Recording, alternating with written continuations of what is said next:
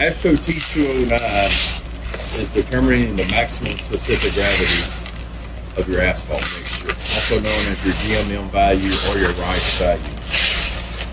For this test procedure, you must get a sample of loose mix and break it up into small particles. Specification actually says that the particles should be less than 1/4 of an inch in size. As you can see, the technician is breaking this sample apart as this test is ran on loose uncompacted mixture. After your sample has been broken up to cool down to room temperature, you are ready to begin the test.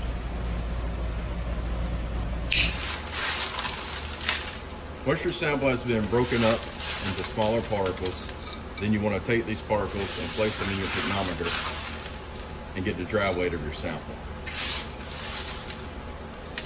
The method that we are showing today in this video is what we call the pygnometer method, or as some folks like to call it, the rice bowl method. You can also perform the flask method if you do not have the pygnometers in your lab.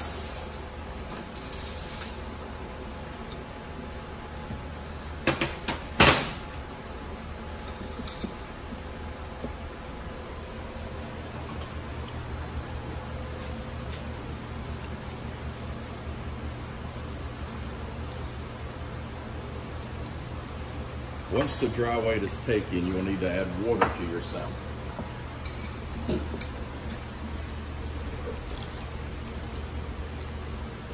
The technician is using water from the bulk bath to make sure the water is at the correct temperature, 25 degrees Celsius.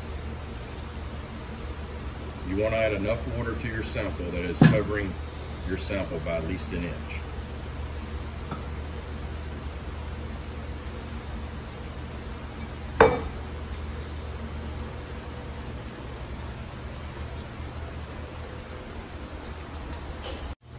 The next step will be to apply a vacuum to the sample to vacuum the air out of the sample.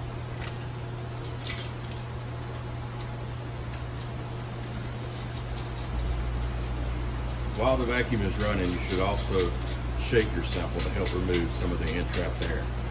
If you have a mechanical shaker, you can just let the shaker run the whole time. If your lab does not have a mechanical shaker, you can actually shake the sample by hand. If you shake the sample by hand, you need to shake it every 2 minutes. If you have a mechanical shaker, just let it run the whole time, which will apply a vacuum and shaking for 15 minutes. Your vacuum pump must get down to a pressure of 27.75 millimeters of mercury. Specification reads 27.75 plus or minus 2.5 millimeters of mercury. After the vacuum pump gets down to pressure,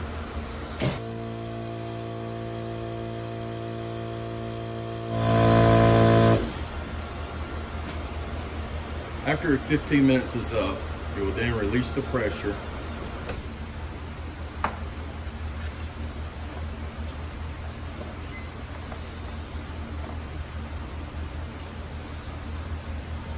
Once your pressure is released, you can remove your pygnometer and you will place it in the water bath to determine the underwater weight of your sample.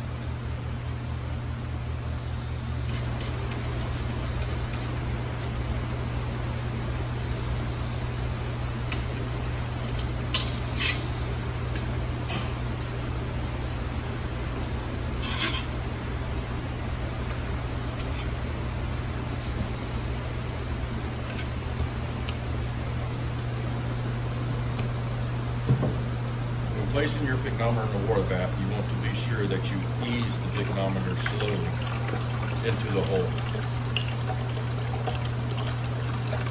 You do not want water to rush into your sample and maybe force some of the water or air into your sample. The vacuum pump has already moved all of the air out of your sample. Once again, we are determining the maximum specific gravity of your sample, so all air. After 10 minutes underwater, your scale should balance out and you'll be able to take your underwater reading. Then you should have the values needed to calculate your maximum specific gravity or GMM value.